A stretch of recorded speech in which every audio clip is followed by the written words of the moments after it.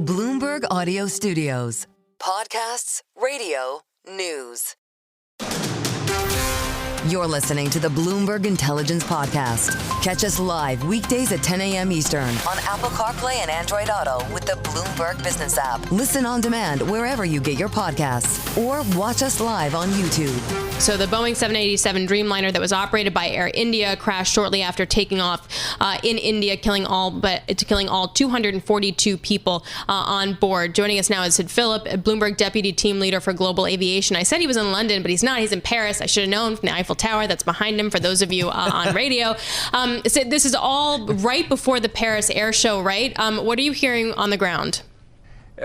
Thanks, Alex. So at the moment, we don't really have details on what really went wrong with the aircraft and what caused it to crash. I mean, it reached an altitude of 625 feet, and then it sort of just plummeted to the ground in a massive fireball. And we know that over 200 people have been pulled out dead. There has been some mention of survivors. We don't really know how many. The police said that survivors have been taken to hospital. We're not quite sure whether those survivors are from the aircraft or whether they're from the residential building. So the plane crashed into a residential building. It was a medical college hostel, and that's where students and doctors were eating lunch when the plane crashed. So it was a massive tragedy for for Air India, for India, and obviously it's raised lots of questions on Boeing, and we're still waiting to see what those answers actually are to those questions as to what caused it and where do we go from here. Sid, typically, who leads these investigations here? Is it the host country? Is it the airline? How does that work? Yes, so the investigation will be led by investigators from India. So typically when a plane crashes, the country where the plane crashed leads the investigation into what went wrong. The other countries that we have FAA input, we have NTSB input, we have input from the manufacturer, in this case Boeing, and also from GE because they made the engine. So there will be input from others.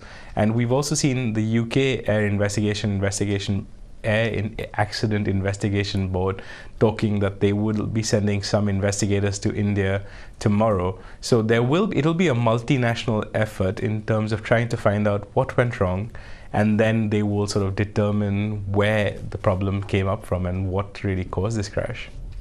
We are seeing Boeing shares down, obviously looking at GE because they were using GE engines. Are those market reactions, investors' reactions, legitimate, considering how much unknowns there are, how hard it is to fly planes, and the variables like birds? It's difficult to actually put input this onto Boeing or GE because, I mean, this aircraft has been in service for over 11 years, almost 12 years. So it's not a brand new aircraft that's just come off fresh off the line from Boeing.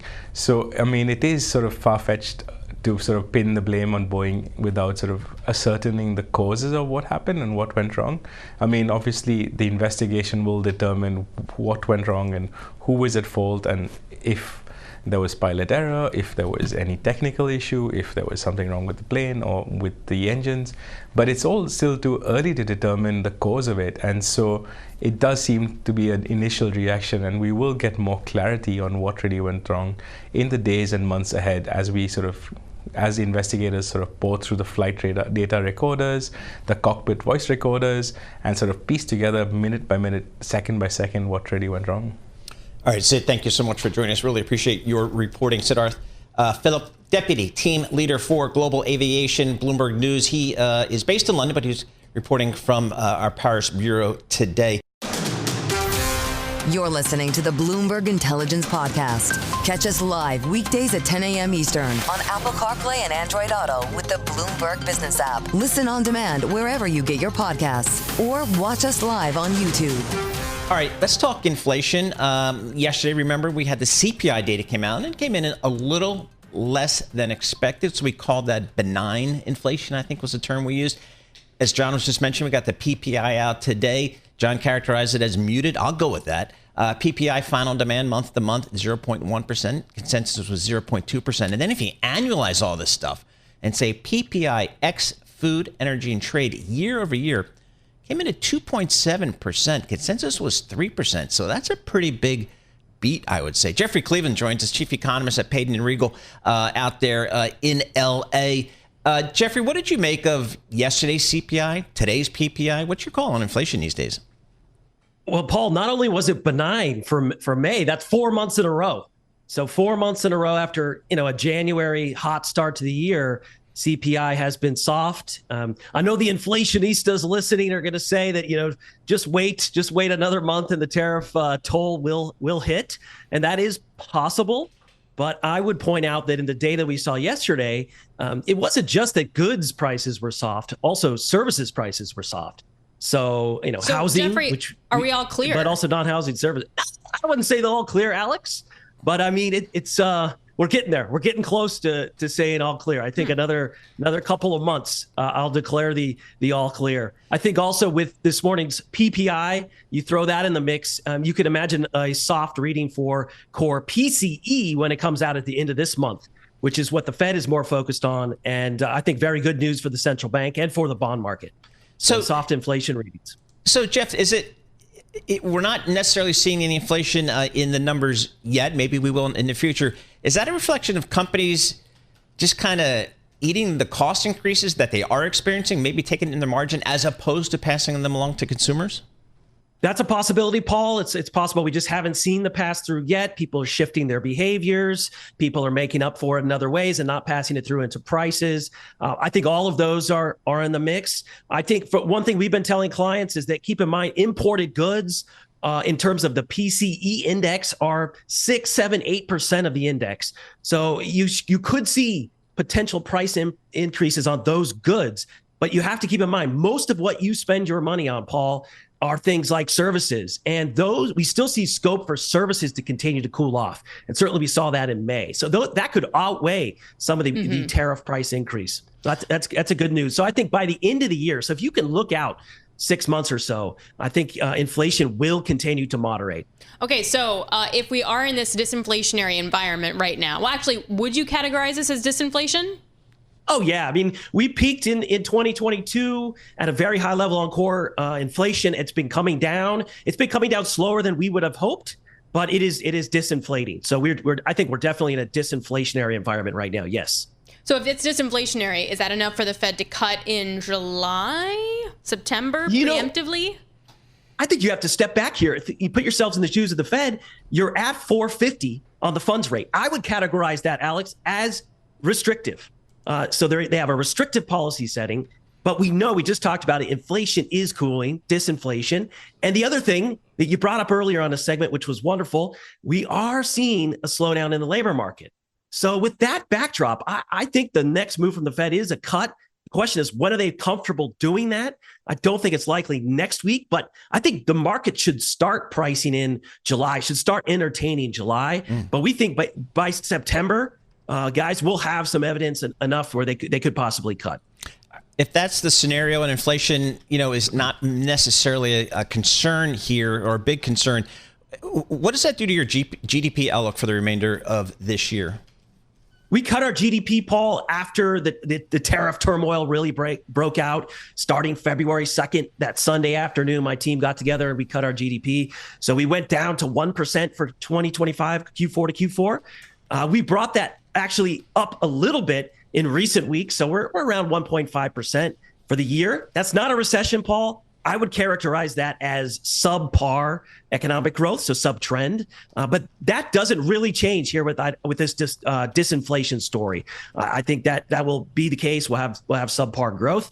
We'll avoid a recession, but we'll have disinflation. That's good for bonds. I think especially the long end of the Treasury market is really been pushed up by fears of the fiscal, fears of inflation from tariffs. And if all of that sort of fades, bonds look good. We have a good setup here for the bond market over the second half of the year, in my view. Really? Deficits included in that? Yeah, I mean, the deficits, Alix, this is the most widely known story on earth. I mean, talking to global clients for years, they've been looking at the U.S. budget deficit. It's huge. I'm not denying that, 6 or 7% of GDP. I don't think that's going to change next year with the big, beautiful budget bill. But I think that's priced in. We see that in, I think, the slope of the curve in term premium that's been built into 10s and 30-year treasuries. So that's known. That's a known. I think as we move on beyond that, people are going to realize the real story here is, okay, what happens with growth and what happens with inflation? That will drive markets. Hey, Jeffrey, I know you're in LA. You're an LA guy. Give us a sense of what's happening out there.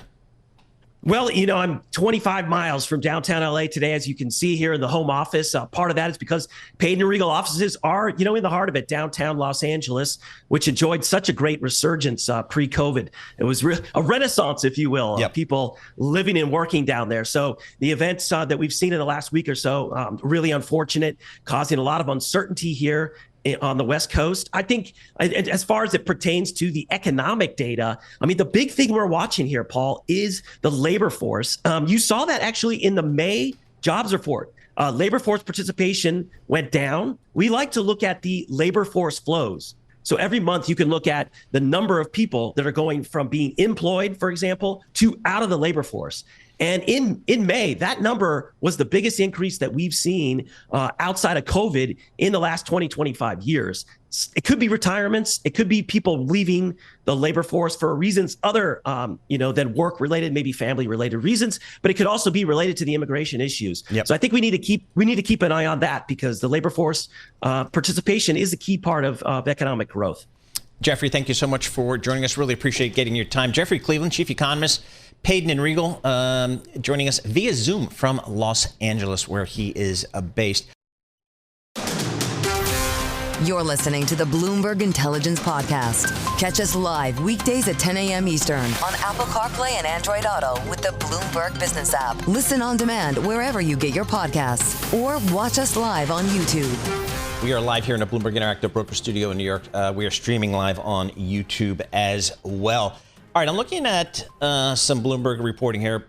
President Donald Trump says he intended to send letters to trading partners in the next 1 to 2 weeks, setting unilateral tariff rates ahead of a July 9th deadline to reimpose higher duties on dozens of economies. So sending out letters, I'm not sure what that means, but I guess... Do I watch my... Dear sir or ma'am. Exactly. To whom it may concern, we're raising your things. Nathan Dean, he knows this stuff because we pay him to know this stuff. Nathan Dean, Bloomberg Intelligence Senior Policy Analyst. Nathan, just give us your latest kind of overview of where we are on these tariffs here, a little, I guess, context. Yeah, what I would say is there's really two phrases we're saying at the moment. The first is uncertainty. And look, if you're in the markets, this isn't a new word. You know that uncertainty is the word for 2025.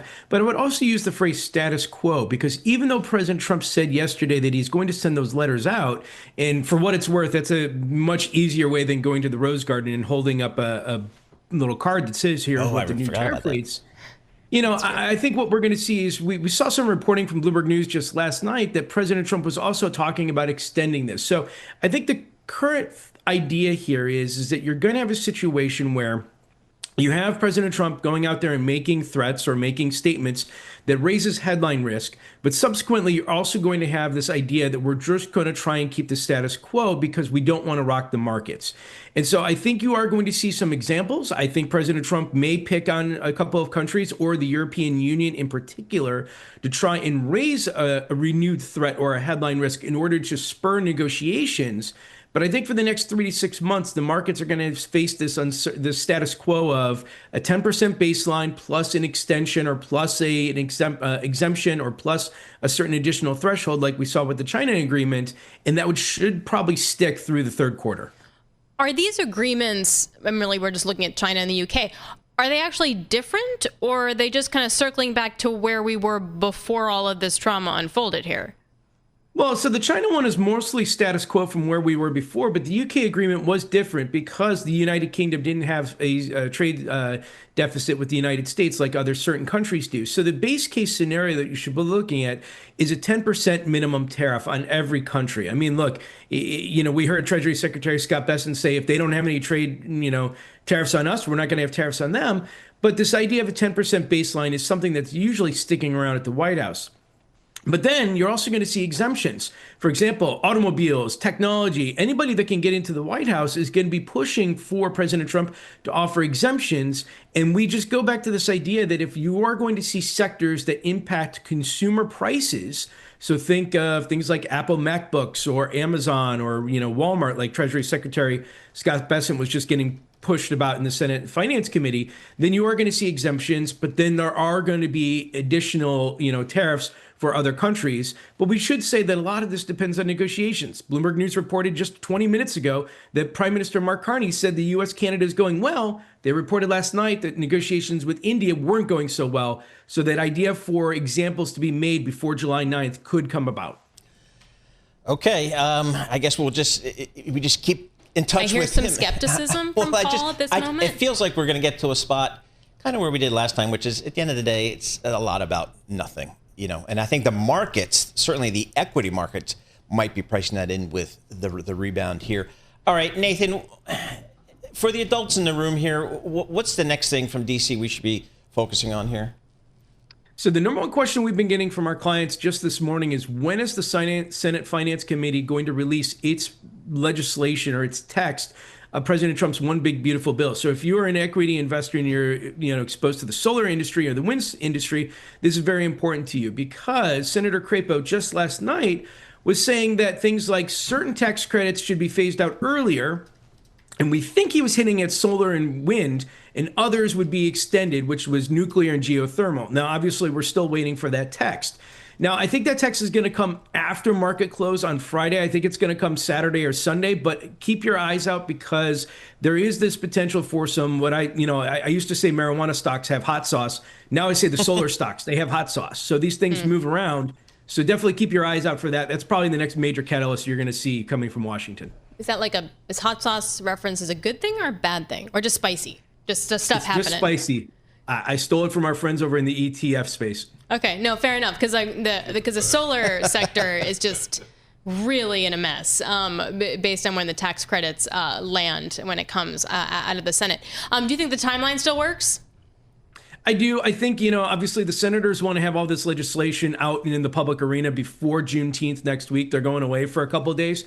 And I think the Senate can eventually get there. They seem to be a little bit more, I'd say, on board. There were still major questions about the deficit, getting the Rand Pauls on the debt ceiling and, the other senators, Ron Johnson's, if you will, on board. But I think they can get there by the 4th of July, or maybe even after the 4th of July. We still are thinking an 80% chance this gets done before the August recess. All right. I mean, those recesses are actually a good incentive to get stuff like done. Deadlines. Yes, so it's good. All right, Nathan, appreciate it as always. Nathan Dean, he is our go-to person in D.C. to explain all the craziness down there in terms of the policies. Nathan Dean, Senior Policy Analyst, Bloomberg Intelligence. He's down in our D.C. bureau. You're listening to the Bloomberg Intelligence Podcast. Catch us live weekdays at 10 a.m. Eastern on Apple CarPlay and Android Auto with the Bloomberg Business app. Listen on demand wherever you get your podcasts, or watch us live on YouTube. All right, happy Thursday, everybody. Alix Steele here alongside Paul Sweeney. This is Bloomberg Intelligence Radio. We are broadcasting to you live from Interactive Broker Studio right here in Midtown Manhattan. So June is Pride Month. So over the next couple weeks, we're going to highlight segments on topics related to equality. And today we're speaking with Laura Mowdy, a CEO and co-founder of Bobbie. Now, Bobbie is the only mom-founded and led pediatric nutrition company in the U.S. and the third largest fully integrated infant formula manufacturer in the country. Laura, we remember speaking to you over the pandemic when there were shortages of things like infant formula. What is first and foremost on your radar right now, like the biggest struggle that you have right now? Lovely to chat with you guys again. Hello. The biggest struggle I think right now is, you all remember the infant formula shortage in 2022. There has been a very concentrated effort to make sure that we diversify and break up the concentrated market. And the only way to do that is to invest in more domestic manufacturing. I think the last time I spoke to you guys, I mentioned that we have co-created a bill that really allows and incentivizes more domestic manufacturing for infant formula. And right now, that is the number one focus. The Infant Formula Made in America Act of 2025. Talk to us about that. So, again, like I said, this is on the back of the shortage. And what we recognized was nothing will change if nothing changes when it comes to the footprint of infant formula manufacturing. So this bill incentivizes new players to up level and to break ground and build infant formula manufacturing here in the US. How hard is it and how expensive is it? It's very expensive. It's very expensive, but maybe nothing like other investments that are being made right now in manufacturing. It takes around 3 years, and it could be anywhere from 60 to 150 million dollars to get a basic footprint in place, and sometimes even more. And given how long it takes to be able to get more manufacturing up and running, this is why we can't wait for another crisis. The investments have to happen now. And what this bill is, and it's finally gotten bipartisan support. I don't actually believe there's anything more bipartisan than investing in how our next generation is fed and building the resiliency of this market. I am just hoping that this bill gets introduced as something that gets passed sooner rather than later. Just remind us, Laura, where do we source most of our infant formula these days? Yeah.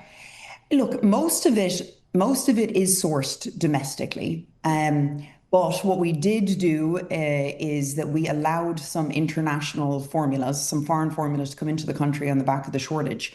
We essentially have imported our way out of a crisis, and that is still happening. So over the last few years, we've gone from less than 1% of infant formula being made and sourced in the US to now over 10% of American babies are relying on formula coming in from overseas.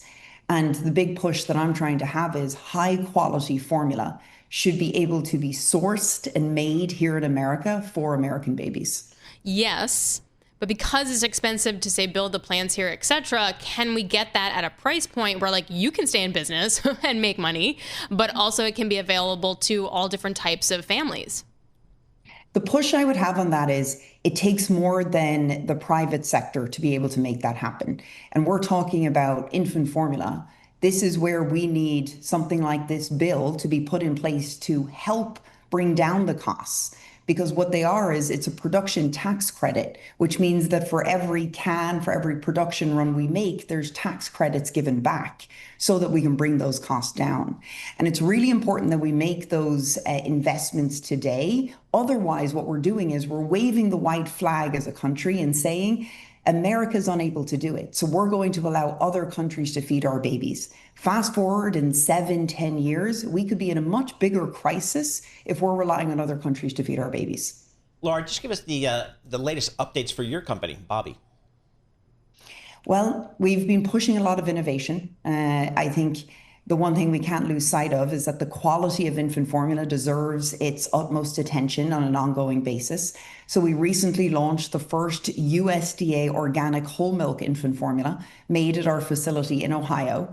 And we're going to keep watching the way science evolves. And when the scientists say that there's new updates that need to happen, we're going to be making those changes to our product. And my entire focus as a mother is to keep innovating and up-leveling the nutritional requirements of formula for American babies. Do you have a lot of competition right now?